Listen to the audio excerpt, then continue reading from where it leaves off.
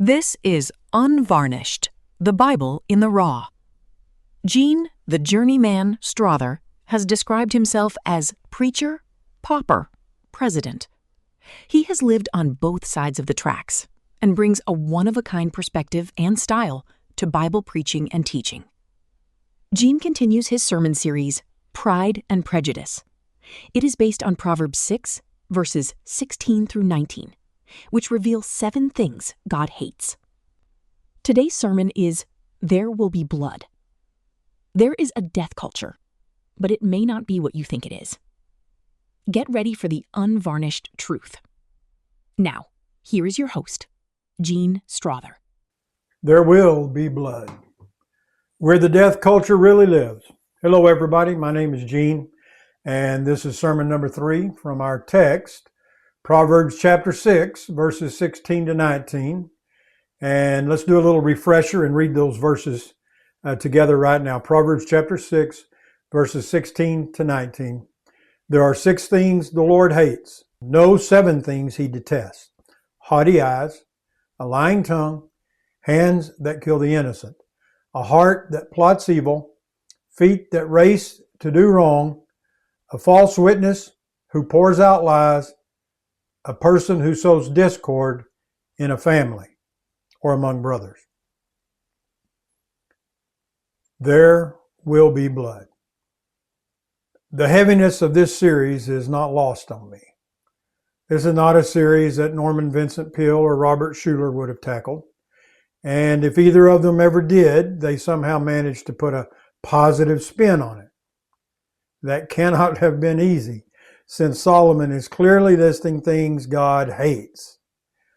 If Peale and Schuller are not your memory bank, then update the reference to, say, Joel Osteen, and you'll know what I'm talking about. That feel-good gospel where everything's hunky-dory and just blue bonnets on hillsides and all is beautiful, and God wants everybody to be rich and happy all the time.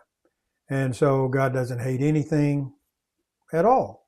But Solomon had a different view, and his view was that there were 7 things that really grind on God. So this series is not Jell-O, it's not pudding, it's not a feel-good series, it's a look-out series. I need to make that clear. There are some things bad enough to be called bad, dangerous enough to be called dangerous, and common enough to need a warning label. This is a warning label series of sermons. This is an encouragement to look both ways before you cross some of these streets, because they lead away from God and they lead directly into danger. Let's think about the battle for the words.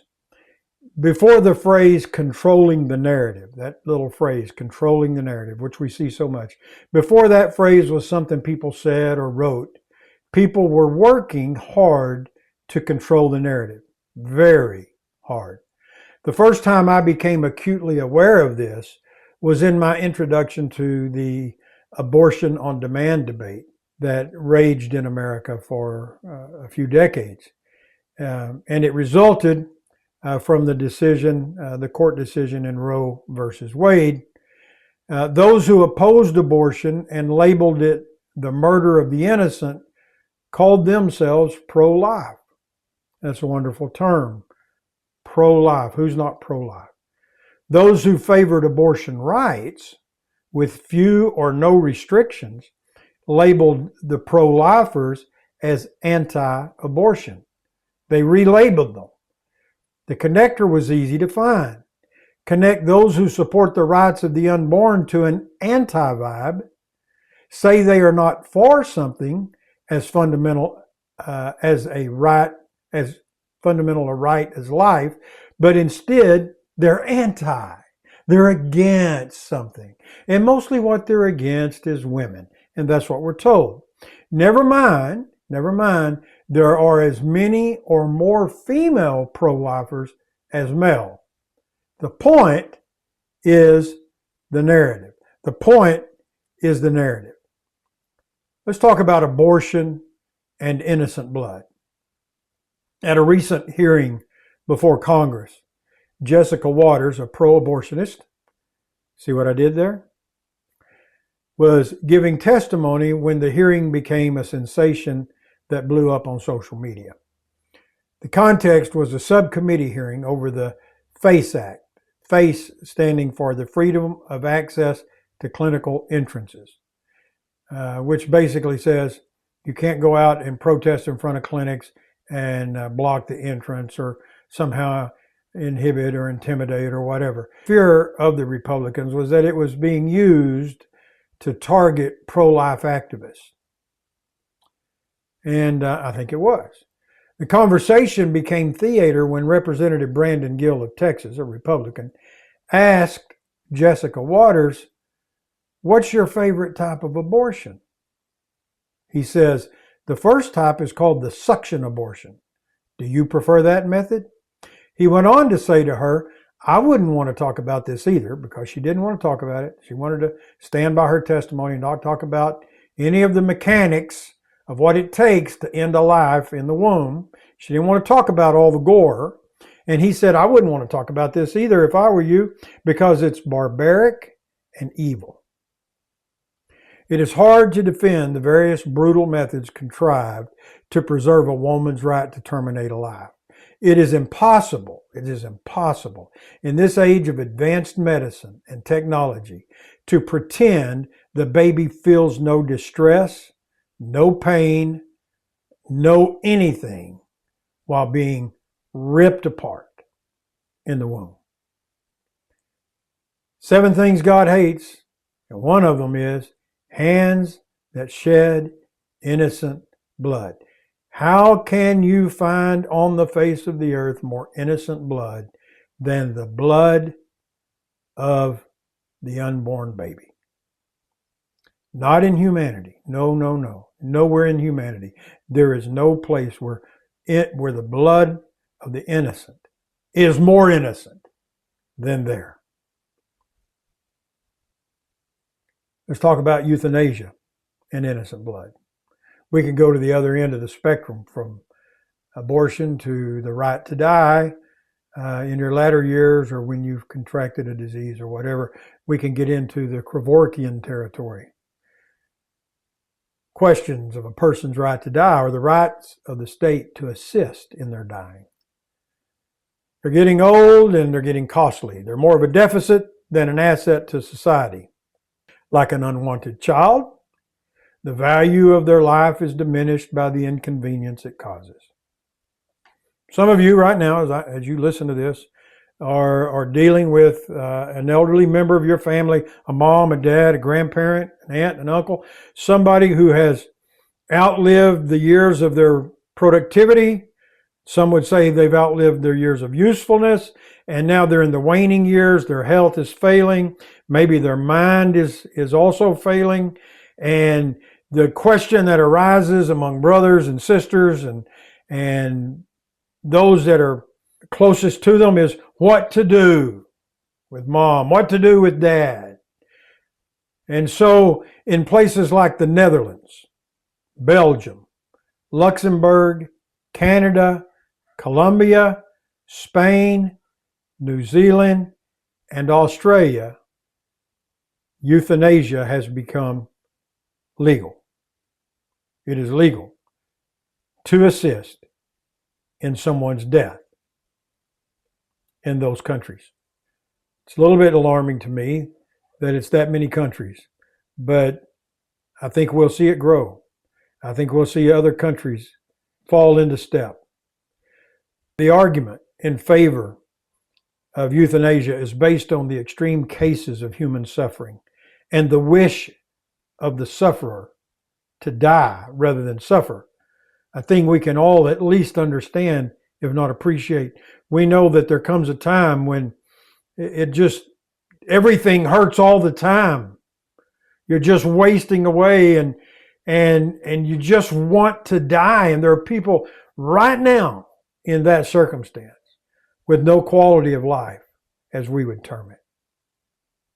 But then, if we legalize euthanasia, we put the right to kill, not for criminal purposes, but at the request of a person, a family, or an institution, into the hands of politicians.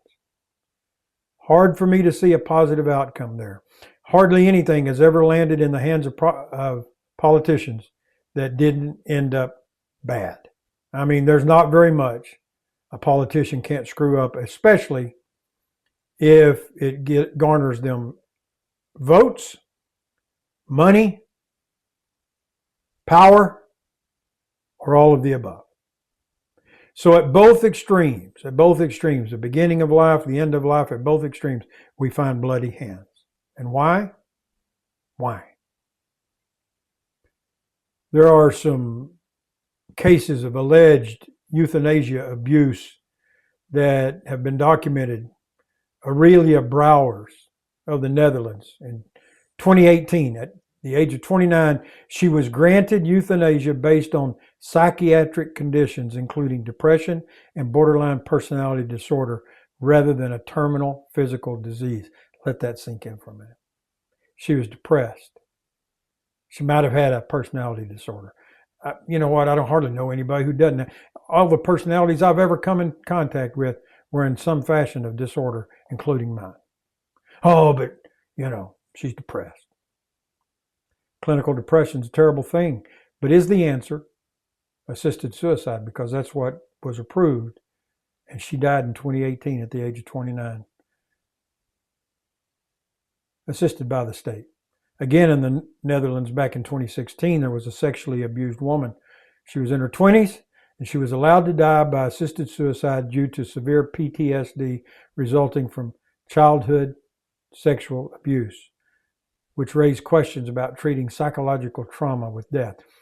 It's a terrible thing, my God, what this woman must have lived with, and what so many others, men and women alike, have lived with in dysfunctional homes where they were abused sexually or some other way, and have carried that into the adulthood.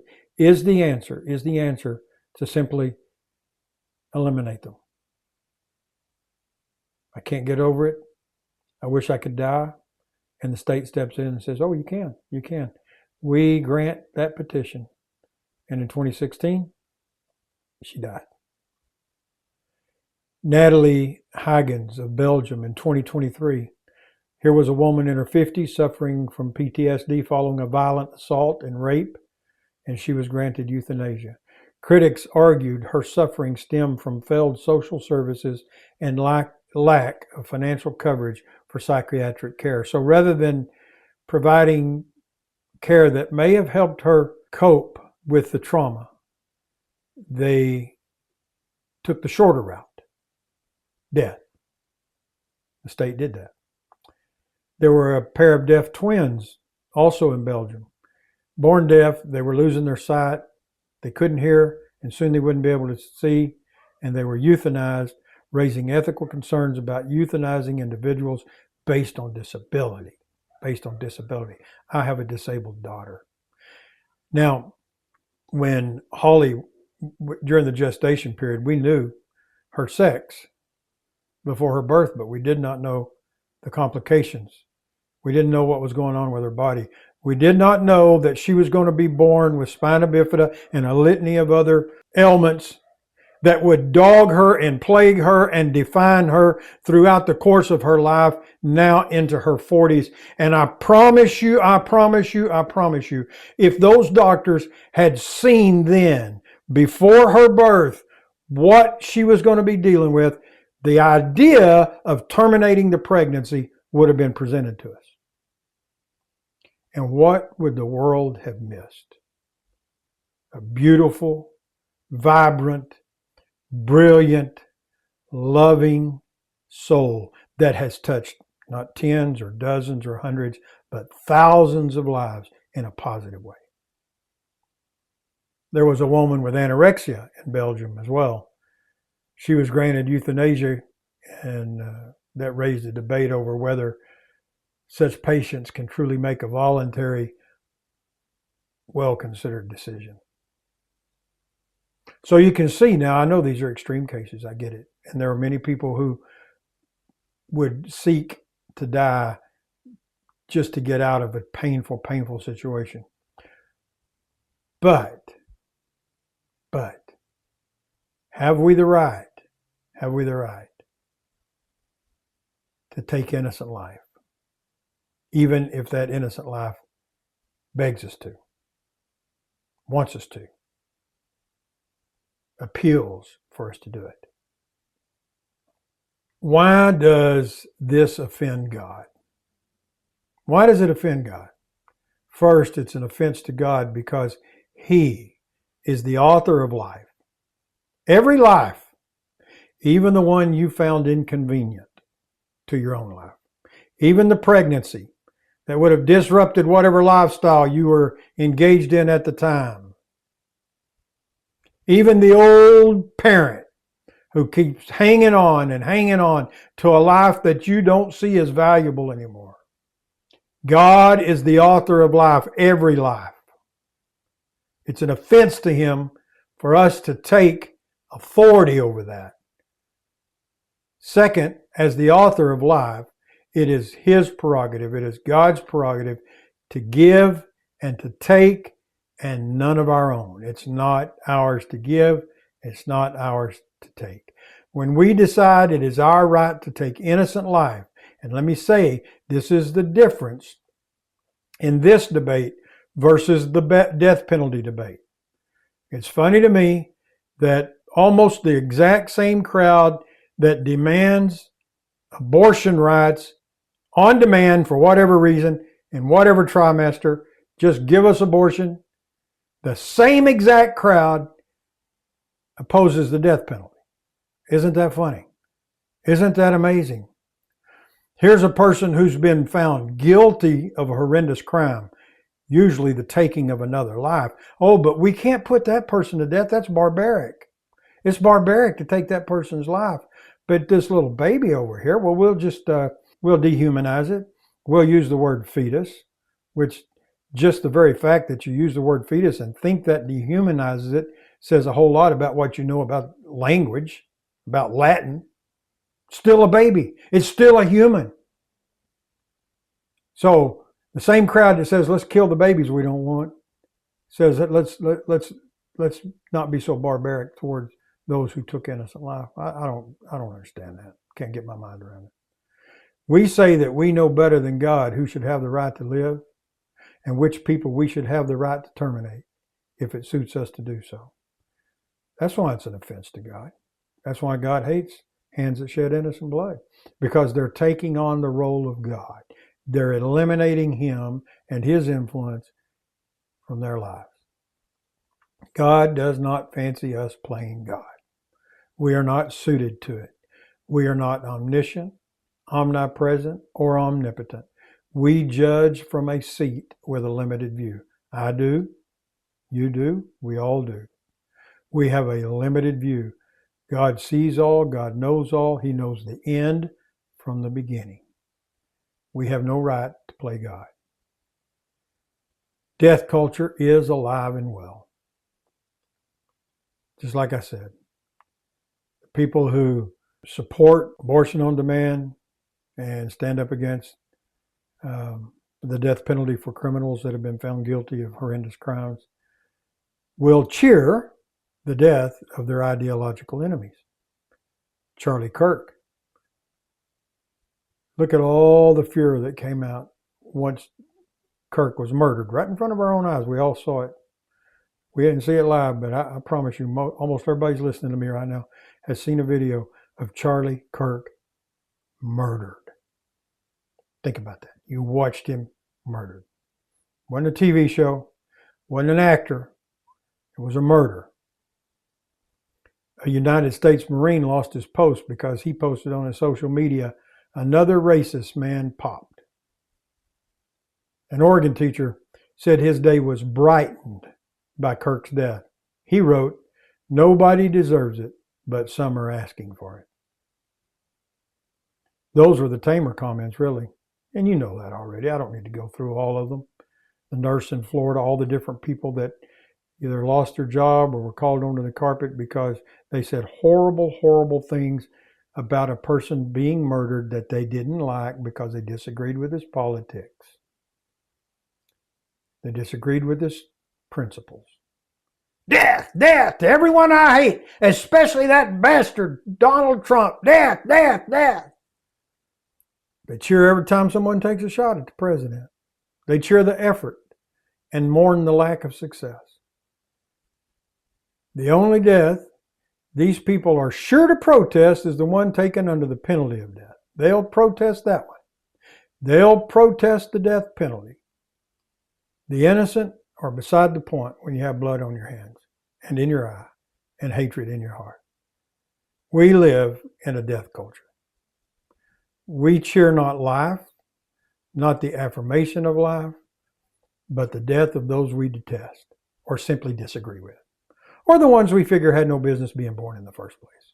We are a kingdom of gods, but we don't know good from evil. We call evil good and we call good evil, and we don't know the difference. Now let me stop and say, Jesus is the way, the truth, and the life. I was shocked and dismayed a number of years ago when I was first hit with Christianity as a culture of death or a death cult. First time I heard it called that, it threw me. It threw me. My jaw dropped and I had to stop and think. It goes all the way back, this argument goes all the way back to Friedrich Nietzsche, 19th century philosopher. He argued that Christian morality is a, quote, life-negating force that causes individuals to become weak and unthinking, essentially fostering a death cult mentality by discouraging the embrace of earthly life. So in other words, Nietzsche was saying Christianity boils down to people being so heavenly minded, they're no earthly good. Kyle Smith, a PhD, in a guest post for Bart Ehrman's blog, Smith referred to Christianity as a cult of the dead, or death cult, in a non-sinister way, of course, focusing on the veneration of martyrs, relics, and saints in historical Christian practice. Now, we were told it was non-sinister. We're also expected to believe that because we can be philosophical about every attack on Christ or Christ followers, so we have to believe it if somebody says, oh, I didn't mean anything bad, I was just trying to point something out here. Oh, that's always the right way to be. Here's my evaluation. I started thinking, are we a death cult? Is Christianity just a culture of death? And then I remembered songs that I have sung since childhood. What can wash away my sin? Nothing but the blood of Jesus. How many times did I sing that song? And then my dad would love to lead the congregation. Whenever he was leading the congregation, I'd sing, there is power, wonder-working power in the blood of the Lamb. And then one of my favorite hymns, there is a fountain filled with blood drawn from Emmanuel's vein. I thought about that. I thought, my God, how many of our songs are about blood and death? Is he right? Is he right? Is Nietzsche right? Is this Smith dude, this PhD, are they right? Is this a cult of death? And then I thought about the scriptures that I've believed and taught my entire ministry. Matthew 26:28, where Jesus said to his disciples as he broke bread and he gave them wine, he said, this is my blood of the covenant, which is poured out for many for the forgiveness of sins. And then Ephesians 1:7, in him we have redemption through his blood, the forgiveness of our trespasses according to the riches of his grace. And then 1 John 1:7, the blood of Jesus cleanses us from all sin. Revelation 12:11, and they have conquered him. They have conquered who? Satan, the great dragon. They have conquered him by the blood of the Lamb and by the word of their testimony. And Hebrews 9:12, he entered once for all into the holy places, not by means of the blood of goats and calves, but by means of his own blood, thus securing an eternal redemption. Romans 5:9, since we have now been justified by his blood, how much more shall we be saved from God's wrath through him? And wow, I thought, is it a death culture? I had to ask myself this. Are we so focused on the hereafter that we downplay the life we now live? Do we celebrate and glorify death? Do we embrace it? Do we long for it? And I remembered as a boy attending a Christian school, and one of the works of literature that I had to read and do a report on was Fox's Book of Martyrs, a big, thick tome that just listed centuries of Christians who were slaughtered for their faith. Are we obsessed with death? And the answer, I believe, is no. Jesus is not about death, but life. If you're obsessed with death in the name of Jesus, you're missing the point of the gospel and of the sacrifice he made. John chapter 10 and verse 10, Jesus said, I have come that they may have life and have it more abundantly. Now, if you're talking about people having an abundant life, you're talking about quality of life here on earth. Now, it's not just talking about the sweet by and by. You're not just talking about beyond the grave, but you're talking about right now. Top soil as you walk and live and breathe. Jesus said, I've come to show you how you may live a more abundant life. In John 14:6, he said, I am the way, the truth, and the what? The death? No. I am the way, the truth, and the life. John 11:25, he said, I am the resurrection and the life. Jesus is not about death, he's about life. Those who took his life were only able to do so because he is the author of life, and as such was authorized to give his life for ours. Don't confuse what Jesus did with what an abortion clinic doctor does, or someone administering a lethal injection to a euthanasia patient. Jesus was not sacrificing your life for his, he was sacrificing his life for yours. That's not a culture of death, folks. That's a culture of life. That is the hope of humanity. That is the answer to the death culture Satan disguises as free will. Everything that disgusting being has told you is a lie. And especially everything he told you about Jesus. The reason most people who hate Jesus hate him is because they learned about him from Satan. Well, of course they're going to hate him. The shortest verse in the Bible is John 11:35.